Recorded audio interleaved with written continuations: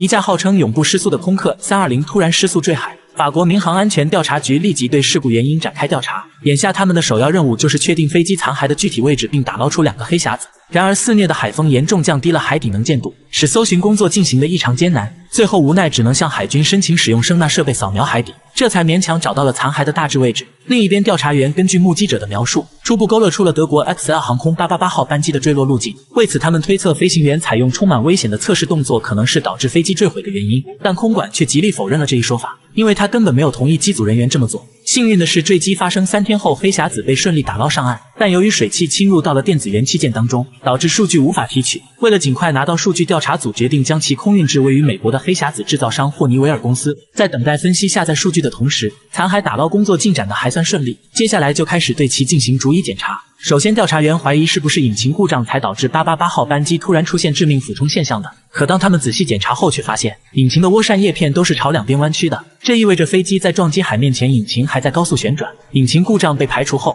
调查员又花费3周时间对这架飞机的维修记录进行了极为细致的检查，结果同样没有发现任何异样。如此一来，黑匣子中的数据就显得尤为重要了。好在经过42天的努力后，调查组终于拿到了黑匣子里面的各项数据。他们通过聆听驾驶舱录音了解到，空管的确拒绝了机组进行飞行测试的请求，但是接下来却听到了一些让人不安的对话。We haven't done a VHF-3 yet, have we? Got to do a call on that. 也就是说，机组并没有按照空管的要求去做，而是私自找机会继续测试项目。录音显示，在接下来的40分钟内，机组先后完成了包括防止过度倾斜的保护系统。Hands up now.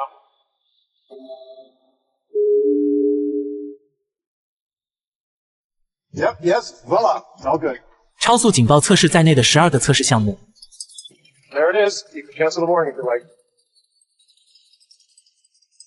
并且3名飞行员也没有按照要求的顺序进行测试，而是自由发挥，想到哪条就测哪条。调查员此刻简直不敢相信自己的耳朵。当飞机进入低空云层后，他们打算进行第13项，也就是失速改出测试。这项测试要求飞机以远低于正常速度飞行，然后查看自动保护系统是否会主动加速。但这有一个重要前提，那就是必须在3000米以上的高度进行，这样如果突发意外还有拯救的空间。而888号班机当时已经下降到云层之下，毫无疑问，这又是机组做出的一个极其危险的决定。可是驾驶舱中的3人对这架飞机充满信心，调整俯仰角度，放精益减速，接下来只需要等待自动保护系统启动就可以了。然而没过几秒钟，失速警报突然响起，机头开始大幅上扬，失速保护系统没有做出任何反应。当机组意识到问题所在时，已经没有改出的机会了，几人只能眼睁睁跟着飞机坠入大海之中。听完录音，整个调查组大为不解，失速保护系统为什么没有生效呢？正当他们准备进一步研究该系统是否存在缺陷时，民航界又传来噩耗。2009年6月1日，也就是888号班机逝世6个月后，法国航空447号班机空难发生，也就是著名的伯南拉干事件。这架空客330在1万米高空巡航飞行时突然坠落大西洋，